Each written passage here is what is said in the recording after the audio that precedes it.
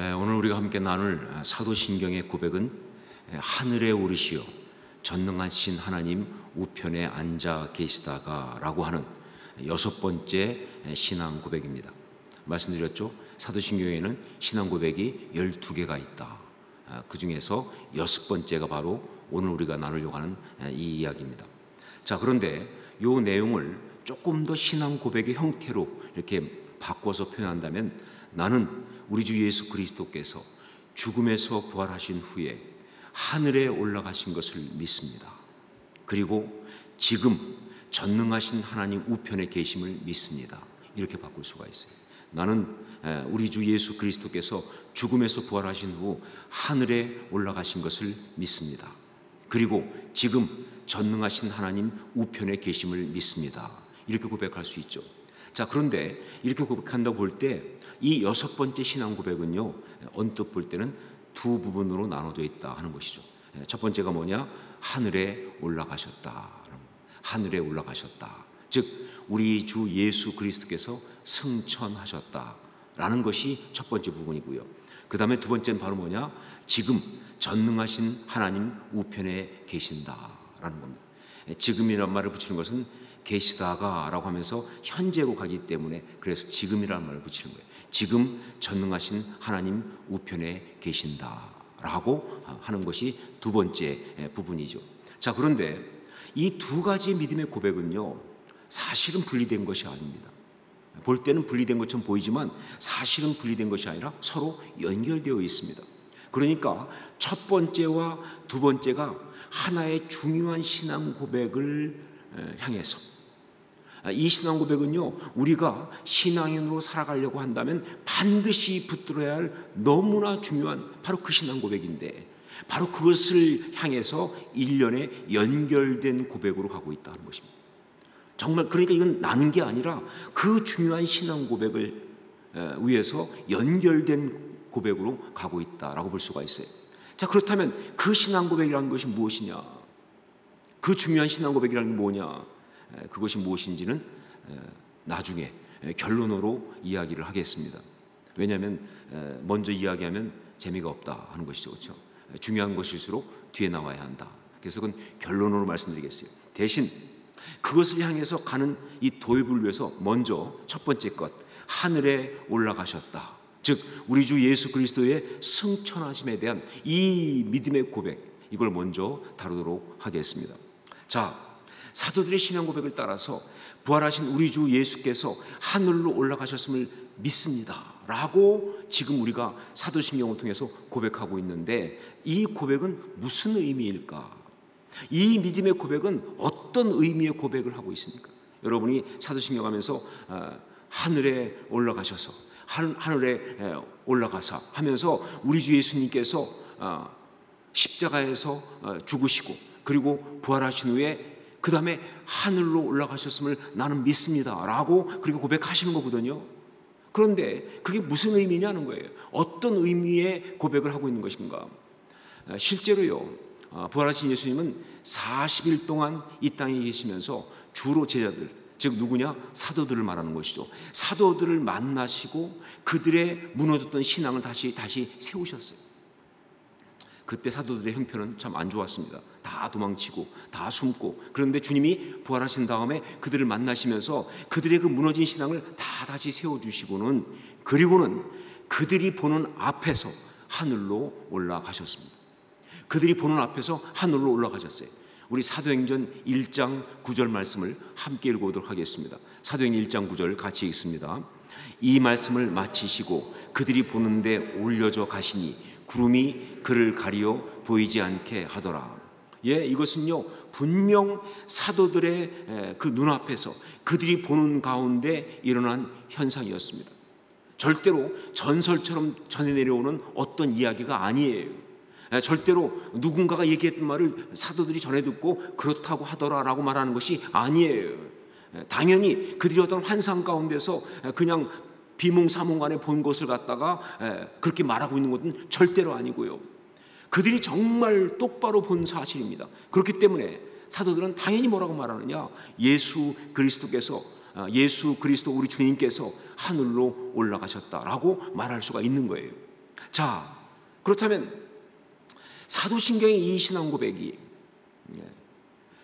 그러니까 사도들의 어떤 그런 것을 따라서 하는 것이 바로 이 사도신경인데, 이 신앙 고백이 예수님이 하늘에 올라가셨다라고 하는 그 사실을 확인하는 그런 의미로 하고 있는 거냐? 그렇다면 분명한 사실은 사실이거든요. 그런데 그렇다면 우리가 지금 고백하는 이 고백이 사도들이 봤다고 하는 그 사실을 우리가 받아서 맞아 라고 그 사실을 확인하는 그런 의미로 고백을 하고 있는 것인가? 제가 어떤 글에 보니까 이렇게 예수님의 승천을 가지고 이렇게 말한 글이 있더라고요. 마지막 기적이었다라고. 마지막 기적이었다. 무슨 얘기냐? 예수님께서 이 땅에 계실 때 기적을 많이 행하셨잖아요. 그런데 그 많은 기적 가운데 마지막 기적이 바로 승천하신 것이다 라고 그렇게 말하는 글이 있더라고요. 예, 기적은 물론 맞습니다. 기적 맞죠, 그렇죠? 생각해 보세요. 사람이 땅에서 하늘로 올라갔는데 그게 기적이 아니고 뭡니까, 그렇죠? 위에서 떨어져서 몰라도 말이죠. 이거 분명히 기적은 맞죠. 자, 그런데 정말 사도신경의 이 신앙 고백은 그 기적이 일어났다는 사실을 말하고 있는 것이냐 하는 거예요.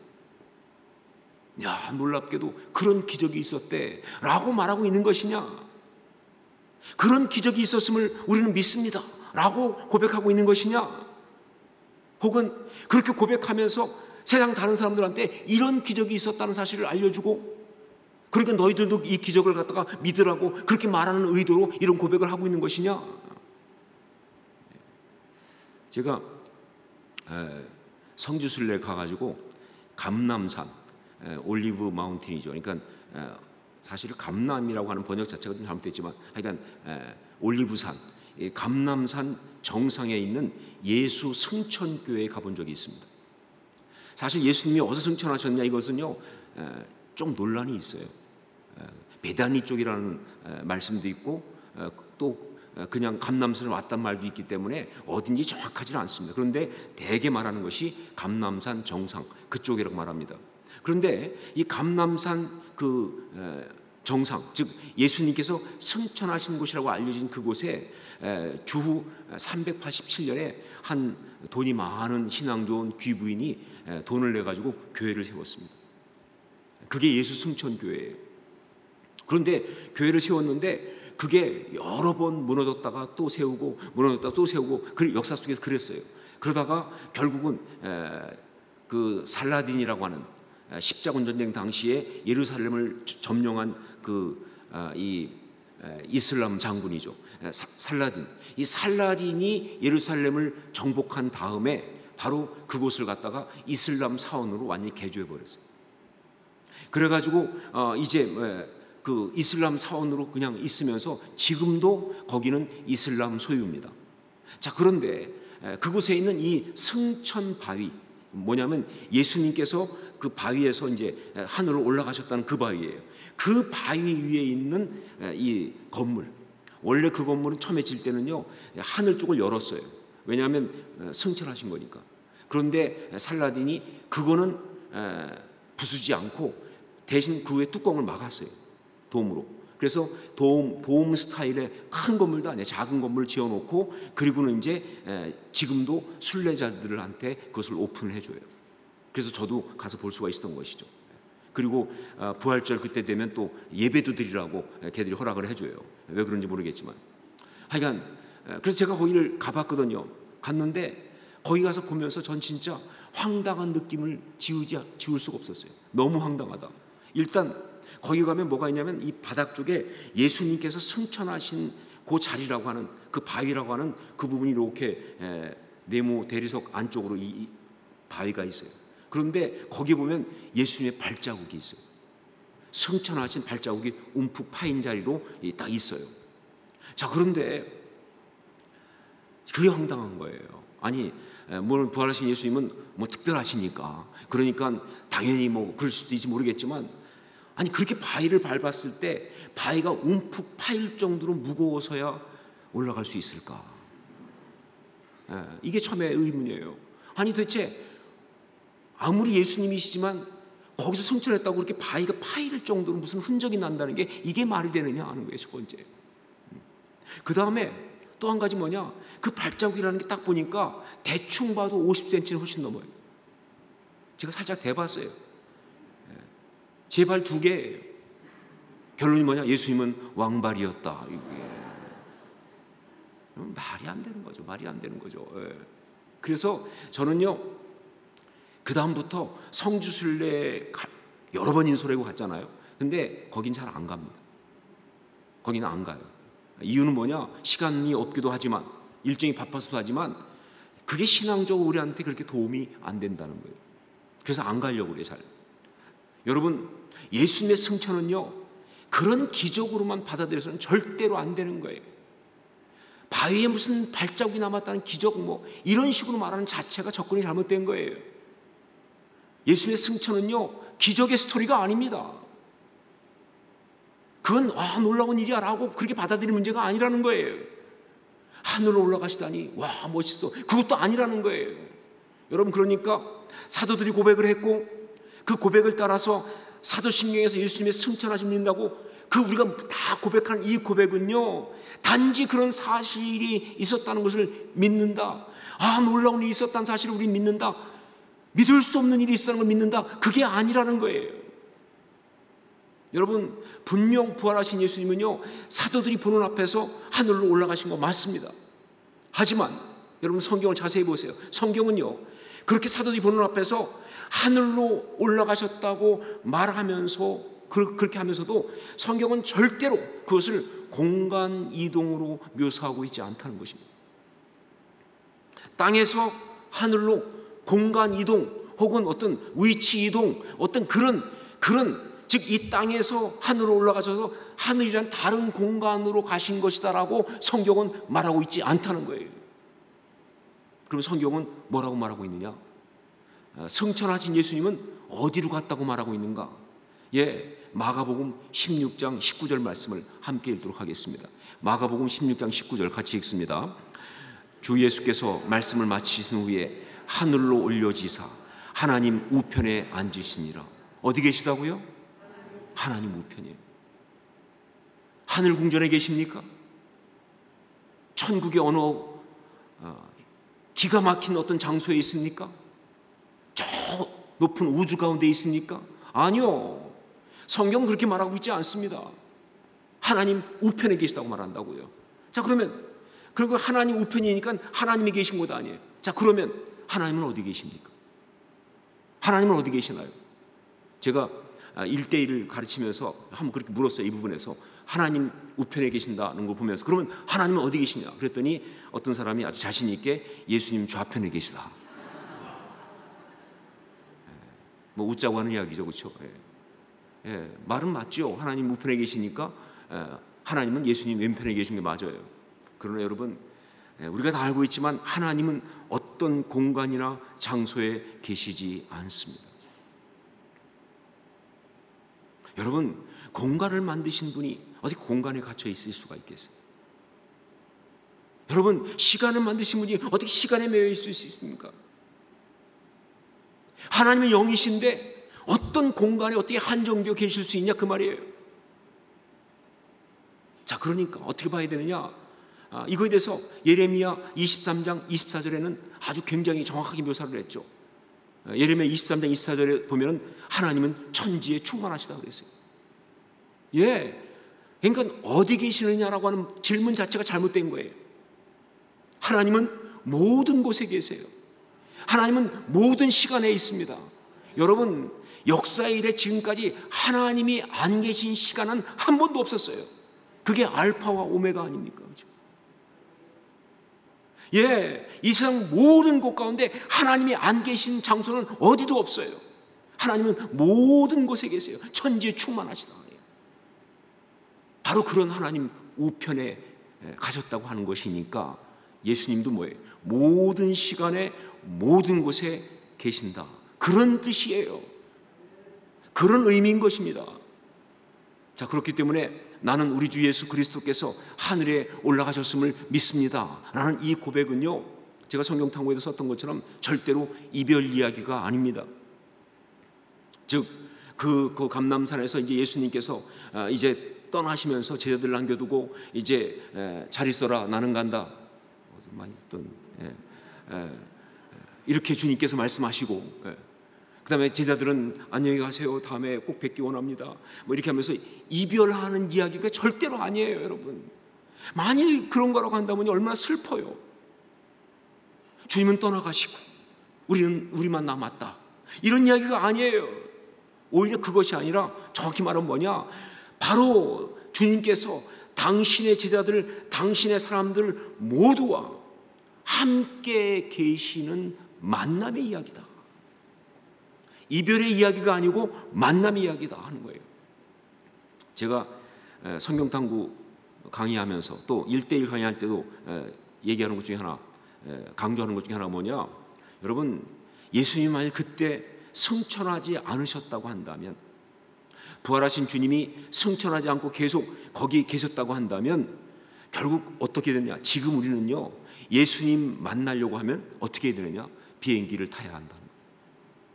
그렇죠, 비행기를 타야 돼요. 그래가지고 이스라엘로 가야 되는 거예요. 얼마나 돈이 많이 들어가요.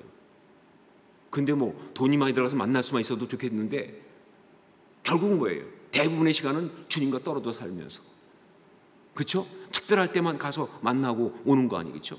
그런데도 지금처럼 코로나19 같으면 그것도 못해. 만날 수가 없어요. 비행기가 안 가니까. 혹시 우리가 못 가면 주님이 오셔야 되는데 지금 같으면 예수님도 비행기 타고 오셔서 14일 격리를 하셔야 한다는 거예요. 여러분, 이런 해프닝은 없는 거예요. 이건 말이 안 되는 스토리예요. 여러분, 우리 주 예수 그리스도께서는요, 승천하심으로 2000년 전 유대 땅이라고 하는 그 시간, 그 공간의 한계를 떠나서 이제 어디로 가셨느냐? 모든 시간, 모든 곳에 있는 당신의 사람들 곁에 오신 거예요. 바로 이것이 사도신경에서 하늘에 오르시오라고 고백할 때 바로 그 고백하는 그 믿음의 고백인 거예요. 그래서 이 고백은 너무 중요한 거예요. 주님은 지금 우리와 함께 계심을 믿습니다. 이 고백이니까. 주님은 지금 우리와 함께 계심을 믿습니다. 이 고백이니까 말이죠. 이게 너무 중요한 거예요. 자, 그런데 이 6번째 신앙 고백은 하늘에 오르시오, 이거로 끝나는 게 아니죠. 이어서 어떻게 됩니까? 전능하신 아버지 하나님 우편에 앉아 계시다가로 이어지고 있다고요. 무슨 얘기냐? 하늘에 오르시오, 즉 지금 우리와 함께 계시다. 그래서 지금 모든 시대, 모든 시간 속에, 모든 장소에 있는 당신의 사람과 함께 계신다라고 하는 것을 이야기하면서 그 두 번째 파트는 뭐냐? 그곳에서 주님은 뭐 어떤 일을 하고 계시는가, 무슨 일을 하고 있는가, 어떤 역사를 하고 계시는가를 설명한 게 그 뒷부분인 거예요. 전능하신 하나님, 아버지 하나님 우편에 앉아 계시다라는 고백이 그겁니다. 이걸 갖다가 조금 더 정확하게 표현하면 이런 표현이죠. 나는 우리 주 예수 그리스도께서 죽음에서 부활하시어 하늘에 올라가셔서 지금 전능하신 하나님 우편에 앉아 계심을 믿습니다 라고 고백하는 거거든요. 자, 이 고백은 이런 이야기죠. 승천하심으로 모든 시간, 모든 곳에 계신다는 것, 지금 나와 함께 여기 계시다는 것, 이거를 믿는데, 그렇게 지금 나와 함께 계시는 주님은 무엇을 하고 계시는가?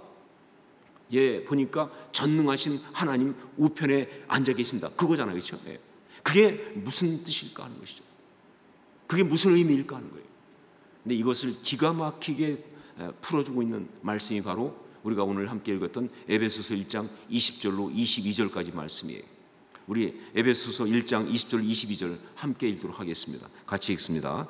그의 능력이 그리스도 안에서 역사하사 죽은 자들 가운데서 다시 살리시고 하늘에서 자기 오른편에 앉히사 모든 통치와 권세와 능력과 주권과 이 세상뿐 아니라 오는 세상에 일컫는 모든 이름 위에 뛰어나게 하시고 또 만물을 그의 발 아래 복종하게 하시고 그를 만물 위에 교회의 머리로 삼으셨느니라. 부활하신 주님은요, 하늘로 승천하셨고 그러면서 시간과 공간을 떠나서 모든 시간, 모든 공간 가운데 계시면서, 즉 지금 우리 가운데 우리와 함께 계시면서 무엇을 하고 계시는가? 하나님 보좌 오른편에 앉으셨다. 무슨 얘기냐? 세상을 통치하고 계시다는 거예요. 하나님 보좌 우편이란 말은요, 통치하신다의 뜻이에요. 그래서 에베소 말씀 뭐예요? 모든 통치를, 모든 권세를, 모든 역사하심을 바로 지금 교회를 통해서 하고 계시다, 이렇게 말하는 거 아니에요, 그렇죠? 예, 통치하고 계시다. 네, 바로 이 통치하심, 이것이 전능하신 하나님 우편에 앉아 계심의 뜻이에요. 통치하심, 그것이 바로 전능하신 하나님 우편에 앉아 계심의 의미다, 그런 얘기예요. 그냥 저 멀리 떨어진 하늘에서 그동안 수고하셨으니까 쉬고 계신 게 아니에요. 그동안 욕받다, 그러니까 좀 쉬고 있어라, 다음번에 또 내려가야 되니까, 그런 게 아니에요, 여러분. 지금 바로 우리 가운데 계시면서 이 세상을 지금도, 그리고 우리의 삶을 다스리고 계시다, 바로 그런 이야기입니다. 이게 중요한 것이죠. 바로 이 신앙 고백을 사도신경의 6번째 고백은 하고 있는 것이다. 그래서 이 6번째 고백인 이 사도신경의 이 고백은요, 사도신경 가운데 제 생각으로는요 가장 구체적이고 가장 강력한 고백이에요. 어떻게 그렇게 말할 수 있느냐? 다른 이유 될 거 없어요. 이 고백은 바로 이런 고백이에요. 지금 우리 주님이 나와 함께 계시고, 그리고 통치하고 계심을 믿습니다. 이 고백이니까. 다른 고백이 아니에요. 지금 우리 주님이 나와 함께 계시고, 그리고 뭐예요? 통치하고 계심을 믿습니다 라는 고백이니까 말이죠. 예, 이 고백은요 어떤 어려운 상황에서도, 아무리 마음이 힘들고 어렵고, 그래서 우리 마음이 정말 무너지는 상황이라 할지라도, 우리 대적 마귀가 우리를 협박하고 제 아무리 흔들어 대도 그 모든 걸 다 이길 수 있는 정말 그 한 방이에요. 가장 구체적인, 지금 주님이 나와 함께 하신다, 그리고 주님이 다스리신다 라는 고백이기 때문에 말이죠. 예. 일이 좀 잘못되는 것 같고 상황이 어렵고 그러면요 우리 마음이 무너지지 않아요? 그런데 거기서 놀랍게 지금 주님이 우리와 함께 있다는 걸 발견하는 순간 이야기는 확 뒤집어지는 거예요. 지금 주님이 이 모든 걸 다스리고 계시다, 이걸 깨닫고 고백하는 순간 이야기는 끝나는 거예요. 이게 바로 이 고백입니다. 자, 이런 이 신앙 고백의 위력을, 정말 그 의미를 잘 보여주는 이야기가 바로 창세기에 나오는 야곱의 이야기입니다. 여러분, 우리는 믿음의 조상 그러면 이제 4명을, 창세기에 나오는 게 4명의 믿음의 조상 아버지들이 있잖아요. 아브라함, 그다음 뭐예요? 이삭, 그다음 뭐예요? 야곱, 그다음 뭐예요? 요셉. 그렇게 어려운 거 아닌데 너무 신중하신 것 같아요. 그냥 막 얘기하면 됩니다. 아브라함, 그다음 뭐예요? 이삭, 그다음에 야곱, 그다음 뭐예요? 요셉이에요. 자, 그런데 사람들이 다 보면요 대개 이 4명의 믿음의 아버지들 가운데서 가장 그 점수를 많이 주는 사람이 누구냐면 아브라함 아니면 뭐예요? 요셉의 점수를 많이 줘요. 그래도 그냥 뭐 개인 따라 다르긴 하겠지만 그래도 대개 아브라함이 좀 더 훌륭하다, 아니면 요셉은 정말 뛰어나다, 이렇게 해요. 그런데 거의 대부분의 사람들은 야곱은 좀 우습게 여기는 경향이 있어요. 야곱 그러면 좀 우습게 여겨요. 왜냐하면 너무 인간적이니까, 그리고 너무나 영어로 표현해서 취하다, 좀 싼 티가 나잖아요, 사람이. 그렇죠? 딱 보면 그냥 봐서 좀 속이 보여요. 그래서 야곱을 대개들 이렇게 좀 우습게 보는 거예요. 자, 그런데 여러분, 솔직히 말해서 이 4명의 믿음의 아버지들 가운데서 우리에게 가장 직접적이고 또 우리와 가장 가까운 사람은 누구냐라고 한다면 야곱이에요. 일단 딴 얘기할 거 없이 왜 그러냐고 하면 우리가 야곱을 가장 많이 닮았으니까. 예, 우리하고 가장 비슷한 분은 그분이세요. 뭐 조금 정도 차이는 있겠지만 대개 다 그래. 다 김야곱, 박야곱, 다 유야곱, 다 그런 거예요. 그러니까 야곱하고 우리가 정말 비슷해요. 우리의 본성, 우리의 이게 너무 비슷하니까 하여간 우리한테 제일 직접적이고 가까운 사람이라고 볼 수가 있어요. 그래서 그런지 성경은요, 믿음의 아버지들 그 4명 가운데서 이스라엘 12지파가 누구로부터 나오느냐? 야곱의 아들로부터 나오는 거예요. 그리고 그 민족 이름을 갖다가 이스라엘이라고, 즉 누구 이름이에요? 야곱의 이름이죠. 그렇게 붙여서 하도록 하신 것이 아닌가 생각을 합니다. 그 정도예요. 자, 그런데 여러분, 야곱이 비록 여러 가지로 정말 너무 욕심도 많고 잔머리도 많이 굴리고 정말 그러다 보니까 자기 꾀에 자기가 빠져서 힘들게 살기도 하고 또 뭐 여러 갈등도 많이 하고 막 그렇게 진짜 자기 말대로 험악한 세월을 보낸 사람이지만, 그러나 바로 그래서 야곱의 신앙은 너무나 구체적이고 너무나 강력합니다. 누구보다도. 정말 누구보다도 그는요, 그래서 신앙 때문에 산 사람이에요. 그는 누구보다도 그래서 신앙 때문에 승리한 사람이에요. 야곱의 신앙은요, 다른 믿음의 아버지들의 신앙과 비교할 수 없이 구체적입니다. 그리고 강력합니다. 그게 야곱의 신앙이에요. 자, 바로 그런 야곱의 신앙. 그런데 그 야곱의 신앙의 근본이 된 것이 뭐냐? 그게 바로 베델에서의 체험입니다. 베델에서의 체험. 이 베델에서의 체험이 얼마나 중요했는지요, 나중에 보면 야곱이 한번 굉장히 어려움을 당한 적이 있었죠. 그 딸 디나가 이제 이 세겜 그쪽에서 나갔다가 일을 당하고, 그것 때문에 이제 하몰의 아들 세겜이 디나를 아내로 삼겠다고 요청하게 되는데, 그걸 못 참아가지고 그 야곱의 아들 중에서 시므온과 레위가 그냥 막 복수하고 싶은 마음 때문에 자기 누이를 더럽혔다고 해가지고, 그래서 이 세겜한테 할례를 다 받으라고 그렇게 꾀를 내고, 그래서 다 또 세겜은 굉장히 또 순수한 면이 있어요. 그래가지고 또 할례를 다 받고 이렇게 있을 때 가서 칼로 다 죽여버렸잖아요, 그 부족을. 근데 그건 자살행위입니다. 왜냐하면 그쪽 지역이 다 걔들 땅인데 거기서 한 부족을 쳤으니까 이제 자기들은 그냥 죽은 목숨이에요. 그 가족들은 그냥 다 죽은 거예요. 이건 답이 없는 거예요. 자, 그렇게 아주 너무 어려운 절대절명의 위기에 빠졌을 때, 그때 그가 하나님 앞에 매달리지 않습니까? 야곱의 신앙은 그런 신앙이에요. 가장 어려울 때는 하나님밖에 의지할 데가 없으니까. 그때 하나님께서 뭐라고 말씀하십니까? 내가 내 형 에서를 피해 도망갈 때 그때 바로 갔던 곳 베델로 올라가라. 그때 하나님 주신 처방이 베델로 올라가라. 왜? 야곱, 너의 신앙의 핵심은 거기 있으니까. 너의 신앙의 본질은 거기 있으니까. 그 베델의 체험, 거기서부터 시작된 거니까 베델로 올라가라. 이렇게 하나님께서 직접 말씀 주신 거예요. 자, 그렇다면 그 베델의 체험이라는 것이 무엇인가? 그건 창세기 28장에 나오는 이야기죠. 그가 여러분 다 아시는 것처럼 아버지를 속이고 형 에서의 장자권 축복을 대신 가로채잖아요, 그렇죠? 그리고 나서 이제 이것이 문제가 되니까 형이 자기 죽이려고 하니까 어머니가 이제 넌 안 되겠다, 떠나서 하란으로 가라라고 이제 집을 떠나게 피신을 시키는 거예요. 정말 말이 피신이지 얼마나 힘들었겠어요.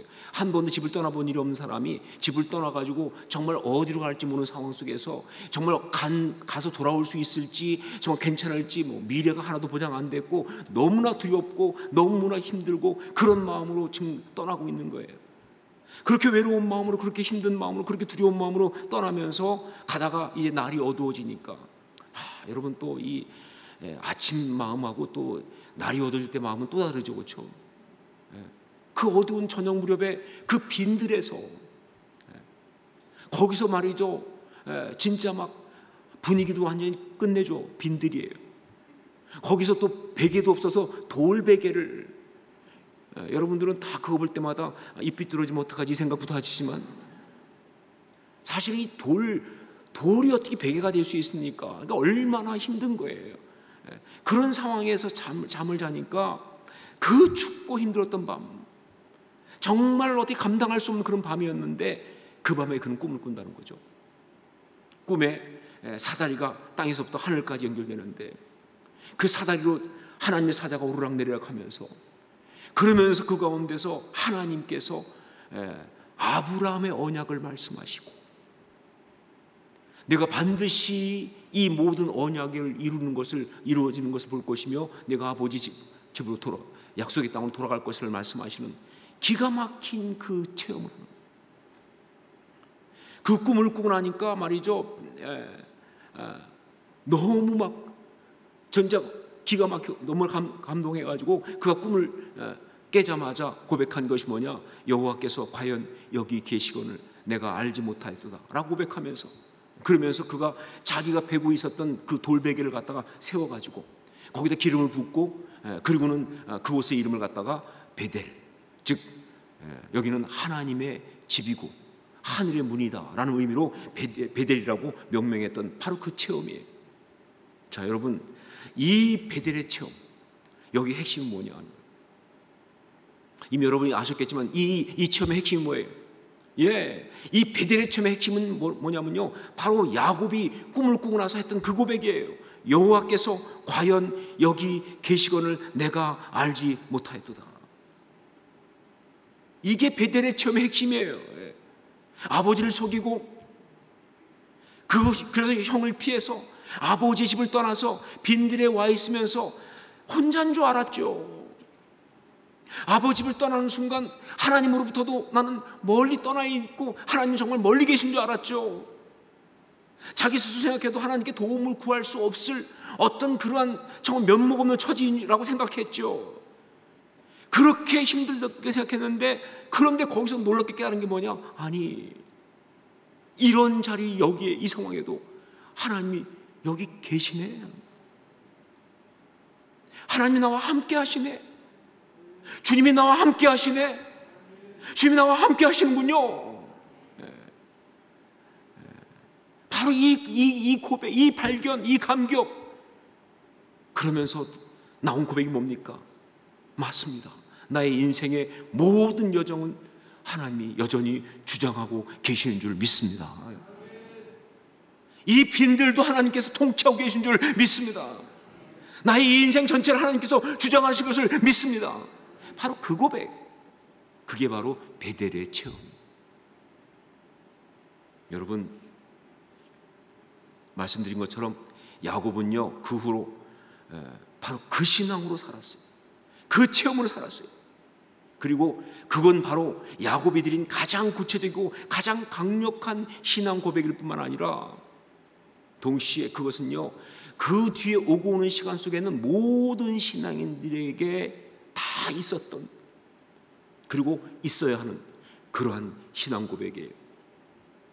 우리한테도 있었던, 그리고 있어야 하는 그러한 신앙 고백이에요. 바로 그 신앙 고백을 사도신경의 6번째 고백인 하늘의 의사 전능하신 하나님 우편에 앉아 계시다가 라는 고백 가운데 모든 그리스도인들이, 그리고 우리가 하고 있는 것이다. 여러분, 기가 막힌 고백이죠. 사랑하는 여러분, 아무리 힘들고 불안하고 그리고 어려운 순간에 있다 할지라도, 그래서 정말 마음이 무너지고 정말 소망이 없는 것처럼 보이고 정말 사방으로 우겨쌈 당한 것처럼 답답하고, 그래서 정말 어떻게 할 줄 모르는 그런 마음이라 할지라도 그 순간, 말씀드린 것처럼 우리 주님이 지금 나와 함께 계시다. 그리고 우리 주님이 통치하고 계신다. 이것만 기억하고 이것만 붙들면 넉넉히 이길 줄로 믿습니다. 이것은요 정말 참 신앙의 스토리예요. 여러분, 참 신앙이 무엇입니까? 신앙인으로 살아간다는 것이 무엇입니까? 이 고백을 드리는 거예요. 이 고백을 드리는 거예요. 주님이 안 계신 것 같은 상황, 나 혼자인 것 같은 그 무너진 마음, 그 가운데 불현듯 성령께서 감동을 주시면서, 아니다, 주님이 지금 너와 함께 계시다. 이 사실을 깨닫는 순간 말이죠, 이야기가 확 뒤집어진다니까요. 나의 이 가장 어두운 자리에, 나의 이 가장 혼동스러운 자리에 여기에 주님이 계시는구나 말이죠. 이걸 깨닫는 순간 말이죠, 이야기는 다 뒤집어지는 거예요.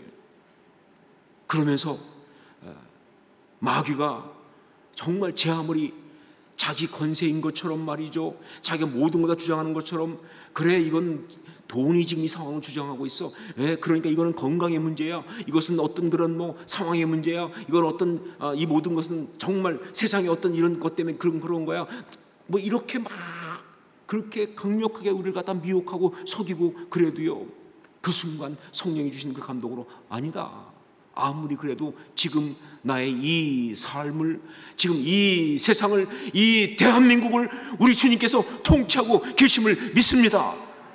이 고백을 하는 순간 이기는 거예요. 이 고백을 하는 순간 이기는 거예요. 전 여러분이 바로 이러한 고백으로 그 모든 것을 넉넉히 이기고 우리에게 주신 그 신앙의 길을 힘있게 걸어가는 참 주님의 제자, 참된 그리스도인 다 될 수 있기를 주의 이름으로 축원합니다. 바로 그 고백을 사도신경의 6번째 신앙 고백으로 드리고 있다. 아주 가장 구체적으로, 가장 강력하게. 자, 이 6번째 고백을 그런 의미를 담아서 우리의 고백으로 바꿔서 한번 드려보고 싶습니다. 주님이 지금 저와 함께 계심을 믿습니다. 주님이 지금 이 온 세상을 통치하고 계심을 믿습니다. 여러분, 이 고백을 우리가 함께 한 목소리로 같이 한번 드려보겠습니다. 함께 드립니다. 주님이 지금 저와 함께 계심을 믿습니다. 주님이 지금 이 온 세상을 통치하고 계심을 믿습니다. 믿으십니까? 다시 한번 고백하겠습니다. 정말 우리가 삶의 가운데서 정말 꼭 해야 되는 고백이기 때문에, 가장 어려운 순간에 꼭 해야 되는 고백이기 때문에, 우리가 이것을 날마다 해야 되는 것이기 때문에 다시 한번 고백하기 원합니다. 함께 고백합니다. 주님이 지금 저와 함께 계심을 믿습니다. 주님이 지금 이 온 세상을 통치하고 계심을 믿습니다. 아멘. 함께 기도하겠습니다.